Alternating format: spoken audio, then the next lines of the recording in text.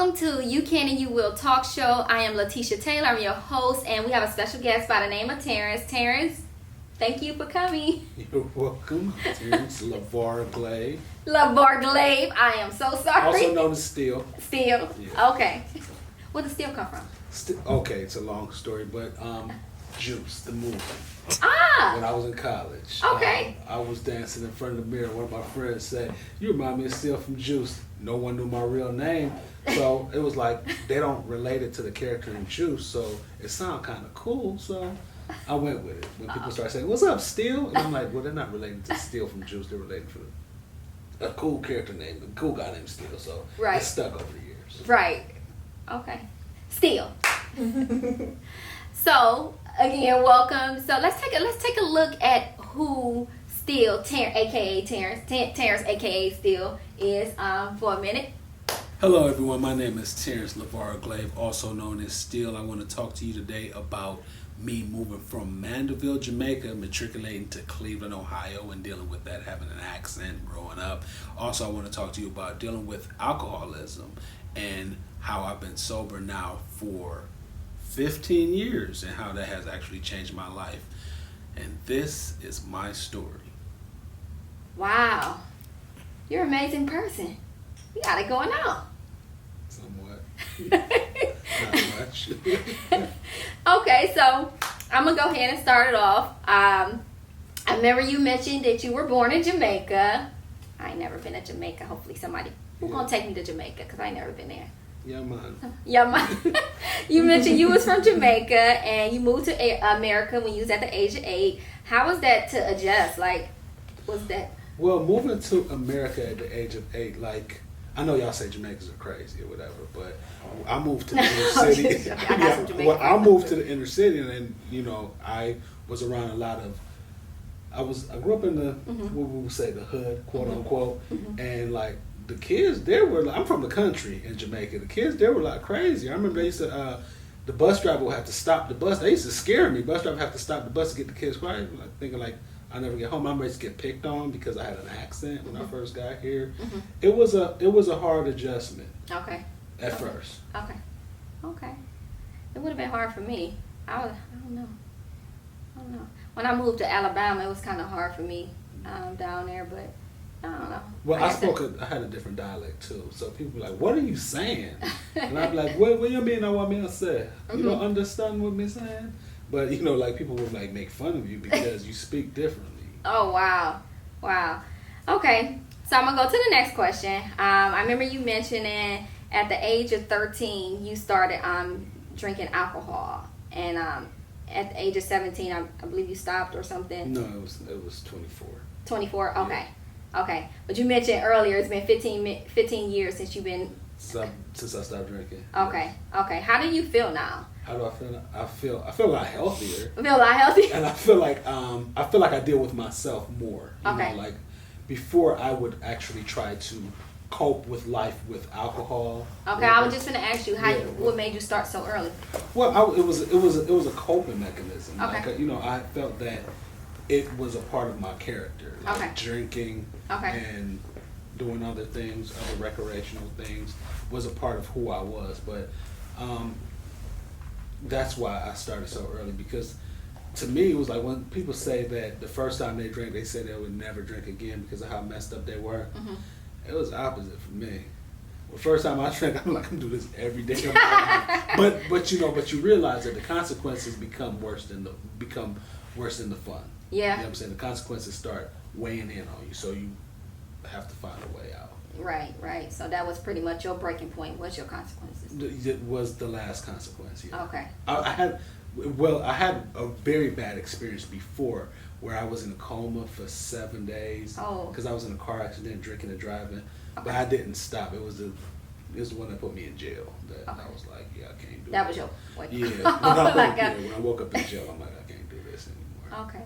So when you pretty much reached your breaking point, you was into finding your passion, and you found your passion, and your passion is what making people laugh. Something you've been doing since I've been with you today earlier. Yeah, I was doing that before too. I was doing that when I was drinking too. I've done like shows. I've done like stand up. Oh wow! Back in college.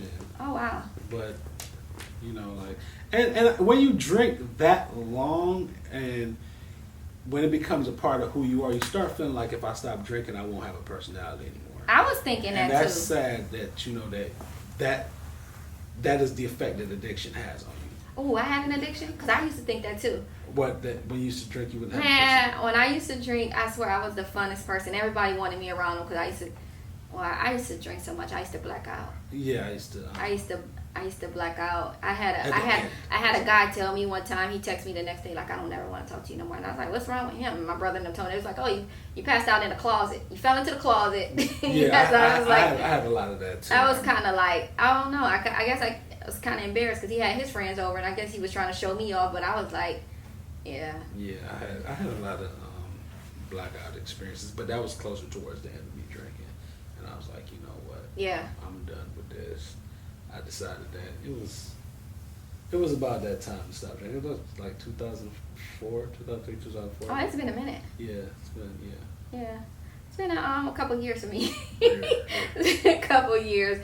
It's been about 2 years since I had a drink, you know. But I did start slowing down once I finished nursing school. So it wasn't as bad as it was before nursing school. Yeah. So. Like sometimes I see some of the alcohol that they have now. I'm like, man, it's like it's different. Like these names and stuff. I'm like yeah. The last drink I had, I was terrified because I was lightweight in a coma for 3 days. I thought somebody was punishing me. It was like a bad spirit was on me or something. Like I was scared. I was like, no more drink. I don't know what that was. Like I was literally in the bed for like 3 days, and that was like 2 years ago. I was like, nah. The last drink I had was a pint of Hennessy by myself, and I went over to one of my friends' house, and I don't remember the night, like what happened. I remember leaving, but I don't remember after that. I don't remember. Yeah. I remember I woke up in jail. I remember. Okay. I remember Okay. But you also mentioned later on, you found your passion doing stand-up comedy as well as acting and things like that, and then you published 2 books. Yeah. What's the name of the book? First book that I published is called Blackened. Blackened. It's a story about a family from Jamaica. That is it based off your story? No. Okay. Don't let anybody tell you that.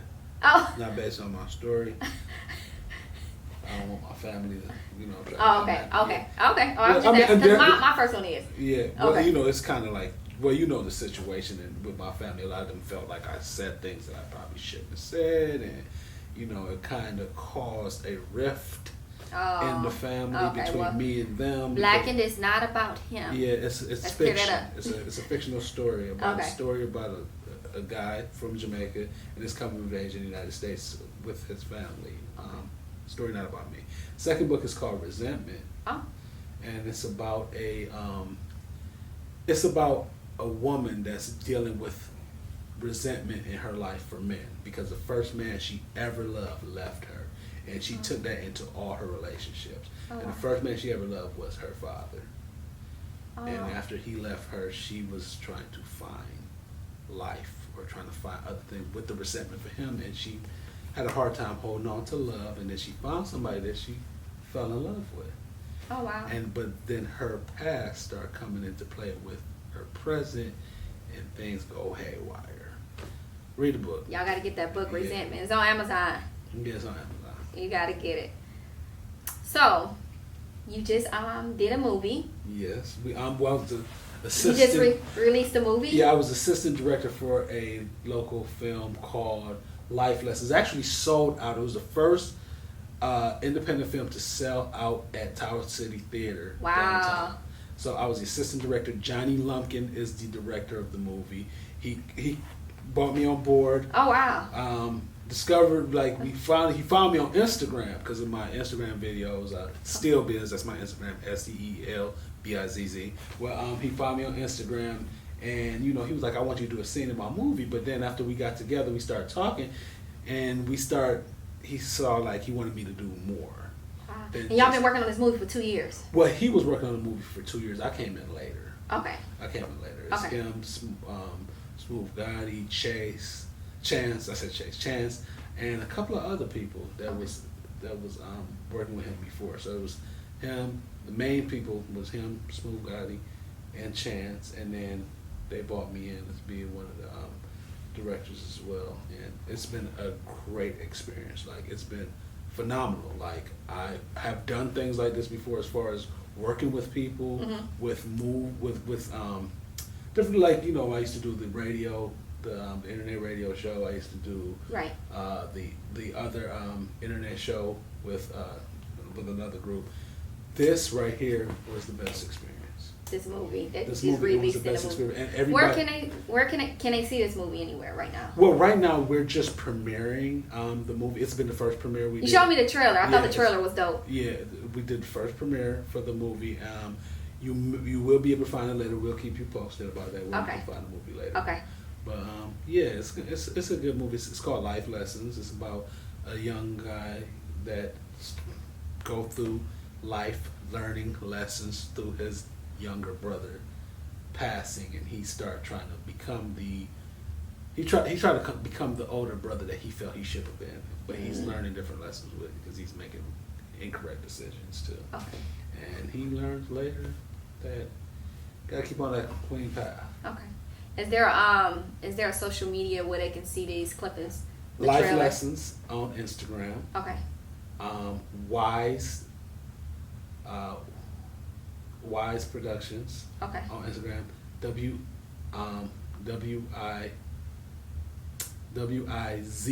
Okay. WIZ. So okay. Not WISE. Okay. And which one is WIZ? WIZ. Oh, okay. Okay. Wise Productions. Okay. Awesome. All right, so we're gonna be on the lookout for that. Yeah. I hate I missed the premiere at Tower City. Yeah, we're trying to have a second showing. Oh, are you? Yeah, we'll keep you posted. Oh, okay. I wish we'd had a date. Could have let everybody know. Yeah. Keep me posted. I'll definitely post it. I'll post it on my page. Keep me posted. Okay. Let me go to the next question. What would you tell the youth of today that struggle with some of the similarities that you struggle with in the past? As far as for addiction, I have friends that come over from Nigeria, and they struggle with different things, just like you did with coming from Jamaica. I'm sorry. Like anything that you struggle with, far as that, or with the alcohol. What kind of message? Well, my thing about life is one day at a time. This too shall pass. Mm-hmm. If you're in a bad moment, this too shall pass. Mm-hmm. If you're in a good moment, sad, but this too shall pass as well. You just gotta live life one day at a time. Mm-hmm. But make sure every day you make a plan to make tomorrow better. Hey. But 5 days, 17 days at a time, that's too much for one person to handle. But one day at a time, with a plan every day to make tomorrow better, that's easy for us to do. I was going to ask you, tell us about the man that you become today. Well, the man that I've become today, because of different experiences I have, it have helped me to actually look at life that I probably want to be a more fruitful part of society. Like I write, I'm still writing. Okay. The movie, doing the movie. I do a little bit of comedy. Like sometimes I do comedy on Instagram too. Yeah, you do. Yeah, I got a decent amount of followers. Decent amount? You got over 50,000 followers. Some people have millions, but but I have a decent amount of followers on Instagram, and people, just take life more lighthearted. You gotta take life serious, but you gotta know what to take serious. Mm-hmm. You can't take everything too serious because you gotta enjoy life. Mm-hmm. You only here once. That is true. So, is there anything else that you want to say to the audience before we end it? Is there anything else that you want to add? Well, no, we pretty much covered it. All right, just making sure I ain't leave anything out. So I want to leave you all with the message. The message today is, Terrence came from a whole nother country and, adapted to this country and went through some things as a young man, and not only that, overcame it and just was successful. Like, I just want to let you guys know, like, no matter what you facing today, tomorrow, like you said, you take one day at a time. Tomorrow is going to be a better day. Keep your head high. Everything that you're going through right now is not your final destination. It's just the current situation. And keep God as the head. I love you all so much. Y'all download Daily Elevation. Stay tuned every Sunday at 5:30. I love you all. God bless you and see you soon. Gave me my first son, my first love, my witness to everything. Came home and I was drinking like that. I moved on streets like that. Pimped out and raped. I even caught my first case. Sat in jail for 5 days. I prayed to change my ways. Went to school with a learning disability. Kicked out, worked hard, got good grades. The Lord blessed me, my STNA. Moved up to a nurse, yeah, I broke the curse. Wrote